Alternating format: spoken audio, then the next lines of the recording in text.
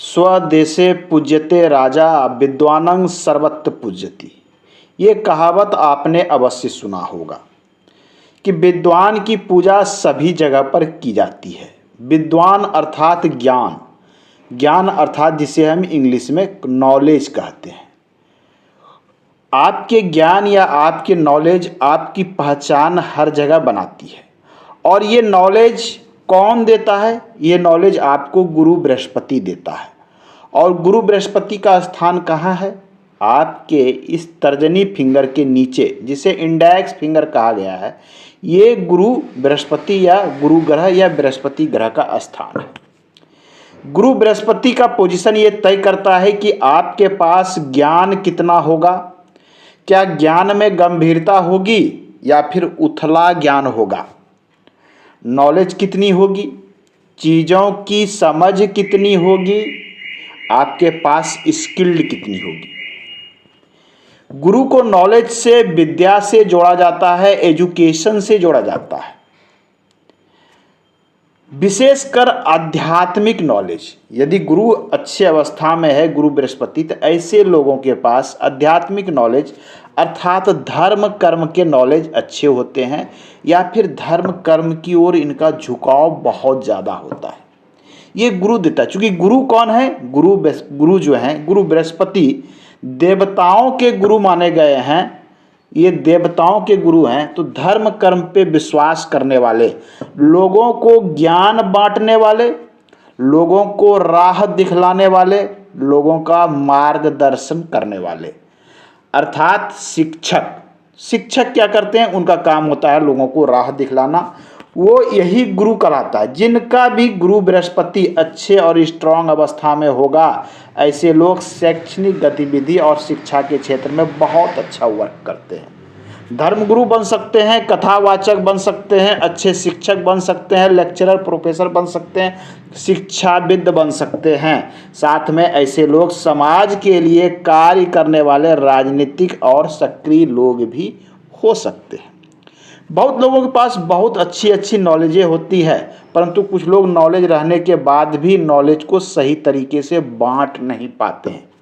जानते हैं क्यों? विद्या हो सकती है आपके पास, लेकिन आप लोगों को समझा नहीं पाते हैं।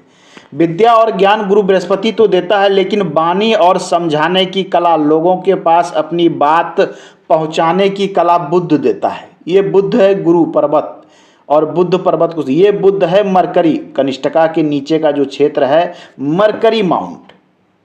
विद्या तो गुरु पर्वत आपको दे देगा, ज्ञान भी गुरु पर्वत दे देगा, आध्यात्मिक नॉलेज भी दे देगा, परंतु आप उसे लोगों तक सरल शब्दों में और अच्छी प्रकार से तब पहुंचा पाएंगे जब आपके पास वाणी की शक्ति होगी। अर्थात लोगों से बात करने की भी एक कला होती है। आपने देखा होगा, या आप स्वयं को देखिए, हो सकता है आपके पास नॉलेज बहुत हो, ज्ञान बहुत हो। आपने ऐसे शिक्षक भी देखे होंगे कि उनके पास नॉलेज बहुत है, लेकिन वो अच्छी प्रकार से और भली भांति सब्जेक्ट्स को, स्टूडेंट को नहीं समझा पाते हैं। तो यही स्थिति है। ये ज्ञान तो देता है, परंतु इसे लोगों तक पहुंचाने की कला बुध देता है। बुध को वाणी से जोड़ते हैं, बुध को लोगों के साथ बात करने की कला से जोड़ते हैं, बुध को जोड़ते हैं कि आप अपनी बातों को लोगों तक कितने अच्छे तरीके से पहुंचा सकते हैं, और लोग आपके बातों में आते हैं या नहीं आते हैं, वो बुध तय करता है। बुध को व्यापारिक गतिविधि से भी लोग जोड़ते हैं। व्यापारिक गतिविधि, मैनेजमेंट, अच्छे मैनेजमेंट करता, जिनका मैनेजमेंट अच्छा रहता है, वो लोगों से काम बहुत अच्छे से निकाल लेते हैं, अपने अधीनस्थ से काम निकाल लेते हैं, 150 लोगों को हैंडल कर लेते हैं। और जब आपके पास ये क्षमता आ जाती है, तो आप धीरे धीरे लाइफ में आगे बढ़ते हैं और बड़े बिजनेसमैन, बड़े मैनेजमेंट की ओर आगे चले जाते हैं। और ऐसे लोग बड़े स्तर पे कार्य करते हैं जिनका बुद्ध अच्छा होता है। क्योंकि बुध वाणी अच्छी, तो लोगों से आप बिना पैसों के डील कर सकते हैं, बिना पैसों के व्यापार कर सकते हैं, केवल अपने बात और विचार से। और देखते ही देखते ऐसे लोग बहुत आगे बढ़ते हैं, तो वो आपको बुध देता है। आज के अंक में हम जो बात कर रहे हैं वो है, आप अपनी हथेली को जानिए, अपनी हथेली को पहचानिए, स्थान को जानिए कि कौन सा ग्रह, कौन सा पर्वत क्या कहता है। कि ये था गुरु बृहस्पति और ये था बुध। हम बात करें यदि धन की, तो धन के लिए शनि क्षेत्र को देखें। आपको नॉलेज चाहिए तो गुरु दिखलाएगा, बात करने की बात चाहिए, मैनेजमेंट चाहिए तो आपके लिए बुध उपस्थित है। परंतु जब आपको धन चाहिए तो धन के लिए शनि को देखना पड़ेगा। यह क्षेत्र आपके कर्म का है, ये आपके कर्म का है, कर्तव्य का है। हालांकि ये आध्यात्मिक ज्ञान को भी दिखलाता है, परंतु कर्म और कर्तव्य अधिक दिखलाता है। ये आपके भाग्य का भी क्षेत्र कहलाता है। शनि पर्वत की स्थिति अच्छी हो तो कर्म और कर्तव्य करने वाले व्यक्ति होते हैं। शनि पर्वत पर यदि एक रेखा भी उपस्थित हो तो ऐसे लोगों के पास धन संपत्ति अवश्य आती है। परंतु भाग्य रेखा जितनी लंबी, स्ट्रांग और मजबूत अवस्था में होगी, लोग धन के मामले में उतने ही अधिक निश्चिंत हो जाएंगे। इसका अर्थ ये हमें बिल्कुल नहीं समझना चाहिए कि हमारी हथेली में भाग्य रेखा है तो हमें कार्य करने की आवश्यकता नहीं है। आपको कार्य करने की भी आवश्यकता है। आप कार्य करेंगे, भाग्य आपको सपोर्ट करेगा। आपने देखा होगा कि सेम प्रोफेशन में एक साथ यदि 5 लोगों को लगा दिया जाए सेम पूंजी देकर, तो पता चलेगा कि उसमें से केवल एक व्यक्ति आगे बढ़ गया और 4 आदमी फेल कर गया, अर्थात उसने सारी पूंजी डुबा दी। क्यों? कभी सोचा है गंभीरता से? उसके पीछे है कर्म तो सभी कर रहे थे, सभी लोग मार्केट में बैठे थे पैसे लगाकर, धंधे करके, बिजनेस करके, परंतु जिसके हथेली में ये भाग्य मजबूत था वो व्यक्ति धन से धन को बनाने में महारत बना लिया। भाग्य उसको सपोर्ट करता चला गया और वो व्यक्ति आगे चला गया। तो भाग्य रेखा अति महत्वपूर्ण, शनि का क्षेत्र अति महत्वपूर्ण। सरकार से लाभ कौन कराएगा? शुक्र, सूर्य कराएगा आपको सरकार से लाभ। गवर्नमेंट सेक्टर में जाना है, सूर्य पर्वत और सूर्य रेखा अति महत्वपूर्ण है। सरकार के साथ जुड़कर कार्य करना है, सूर्य महत्वपूर्ण है। राजनीति में जाना है, सूर्य महत्वपूर्ण है और सूर्य रेखा महत्वपूर्ण है। आपको अपने नाम को ब्रांड बनाना है। आपको अपने नाम को यदि ब्रांड बनाना है तो सूर्य बहुत महत्वपूर्ण है। सूर्य पर्वत की स्थिति अच्छी हो, साथ में यदि एक सूर्य रेखा आपके हथेली पर स्ट्रांग हो, ऐसे लोगों का नाम इनके कर्म के क्षेत्र, इनके कला के क्षेत्र में दूर दूर तक फैलता है। ये जिस भी क्षेत्र में वर्क करेंगे बड़े स्तर पर करेंगे और इनका नाम दूर दूर तक फैलेगा। बड़े बिजनेसमैन हो सकते हैं, बड़े पदाधिकारी हो सकते हैं, कला का और कार्य के क्षेत्र में बड़े लोग ऐसे हो सकते हैं। तो अलग अलग पर्वत और अलग अलग रेखाओं से हम चीज़ों को प्रेडिक्ट करते हैं कि कौन सी रेखा, कौन सी पर्वत हमें किस ओर ले जाती है और क्या कार्य हमसे कराती है। आप मन के कैसे हैं, आप हृदय के कैसे हैं, ये आपका चंद्र बतलाता है। यह पोर्शन यदि उठा हुआ है तो व्यक्ति मन के काफ़ी कोमल होते हैं, काफ़ी सोचते विचारते हैं, गंभीरता के साथ विचार करते हैं, तब जाके ऐसे व्यक्ति निर्णय लेते हैं। चंद्र यदि उठ जाए तो व्यक्ति कल्पनाशील हो जाता है, हमेशा इनके दिमाग में कोई न कोई कहानी चलते रहती है। बस निर्भर ये करता है कि आप अपने चंद्र का यूज कैसे करते हैं। अर्थात आपका चंद्र मजबूत है तो आपके अंदर में इमेजिन पावर काफ़ी मजबूत हो जाती है, सोचने समझने की शक्ति काफ़ी बढ़ जाती है। तो आप किसी भी विषय और सब्जेक्ट पर अच्छी प्रकार से सोच सकते हैं। ये आपके ऊपर निर्भर करता है कि आपका बुद्ध आपको किस ओर सोचने को मजबूर करता है। क्या बेकार की चीज़ों को सोचने में आप अपना समय व्यर्थ करते हैं या फिर कोई सार्थक कार्य को सोचकर, पूर्वानुमान लगाकर आप जीवन में आगे बढ़ते हैं। ये आपकी सोच पर निर्भर करेगा। ये निर्भर करेगा आपकी मस्तिष्क रेखा पर। मस्तिष्क रेखा यदि साथ में मजबूत है और स्ट्रांग है, चंद्र मजबूत है, तो ऐसे लोग मानसिक रूप से काफ़ी मजबूत होते हैं और अपने इमेजिन पावर, कल्पना का सही सही भली भांति यूज करते हैं।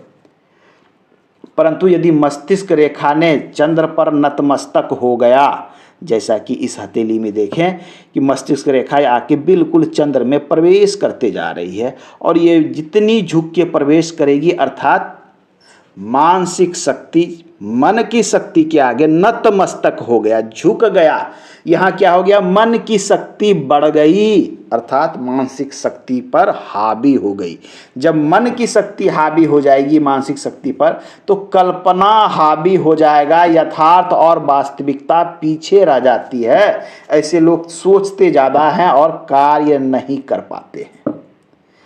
मस्तिष्क रेखा यदि मन पर ना जाए और ये इस प्रकार से रहे, स्ट्रॉन्ग पोजीशन में चंद्र ऊंचा रहे, तो ऐसे लोग मानसिक शक्ति के अनुसार वर्क अधिक कर पाते हैं, अधिक सोच पाते हैं, परफेक्ट सोचते हैं, परफेक्ट कार्य करते हैं। तो ज्योतिषी और हस्तरेखा इसी प्रकार से वर्क करती है और हम प्रिडिक्ट कर पाते हैं कि सामने वाला व्यक्ति जो मेरे सामने हाथ फैलाकर बैठा है, इसका फ्यूचर प्रिडिक्शन हम किस प्रकार से कर सकते हैं।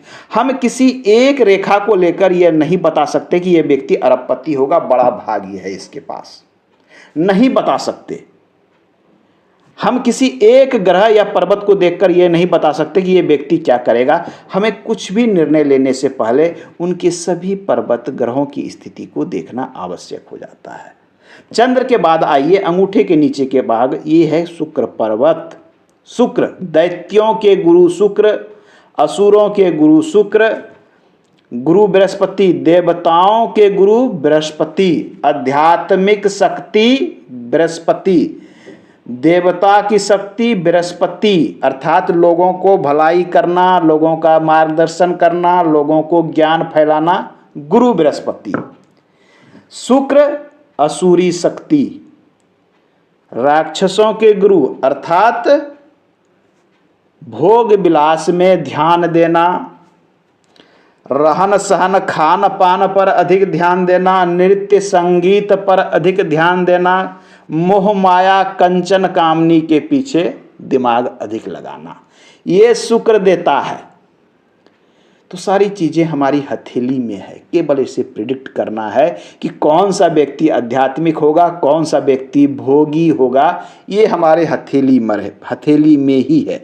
साथ में पर्वतों के साथ साथ पर्वतों पर उपस्थित रेखाएं भी बहुत कुछ कहती है। केवल पर्वतों की स्थिति को लेकर हम किसी चीज़ के निर्णय पर नहीं पहुंच सकते। हमें ये देखना होगा कि उस पर रेखाएं क्या कह रही है, किस प्रकार से उसे हम प्रिडिक्ट कर सकते हैं। इसके बाद नेक्स्ट आता है मंगल ग्रह। मंगल हमारे हथेली में निम्न मंगल, उच्च मंगल 2 स्थान पर होता है। मंगल साहस का कारक। व्यक्ति के अंदर यदि साहस होगा तो सही समय पर सही डिसीजन लेगा। यदि व्यक्ति भय से ग्रस्त होगा तो अच्छे मौके मिलने पर भी मौके को भजा नहीं पाएगा और वो पीछे रह जाएगा। आप कोई बिजनेस करते हैं, व्यवसाय करते हैं, करोड़ों की पूंजी लगाते हैं, करोड़ों का पूंजी वही व्यक्ति लगा पाएगा जिसका मंगल मजबूत हो, स्ट्रांग हो, जिसके पास मैनेजमेंट पावर स्ट्रांग हो। तो उसे ये लगेगा कि हमारे पास लोगों से डील करना और मैनेजमेंट हमें आता है, और मंगल उसे साहस देता है कि आप आगे बढ़ें, हम आगे बढ़ें, मेरे पास मजबूती है, साहस है, बैकअप है। उसे ये हमेशा ऐसा लगता है। परंतु मंगल शुभ के साथ साथ अशुभ भी कराता है, लड़ाई झगड़े की प्रवृत्ति भी उत्पन्न करता है। क्योंकि मंगल का कार्य क्या होता है? उग्रता, युद्ध, उग्रता, लड़ाई झगड़े, क्रोध, इन चीजों को भी मंगल दिखलाता है। इसके अलावा हमारे हथेली के मध्य में राहु होता है, नीचे में हमारा केतु होता है। आज के अंक में इतना ही। मिलते हैं अगले अंक में, अन्य महत्वपूर्ण चीजों के विषय में बात करेंगे और हस्तरेखा को हम सरल रूप से आपको समझाने का प्रयास करेंगे। धन्यवाद।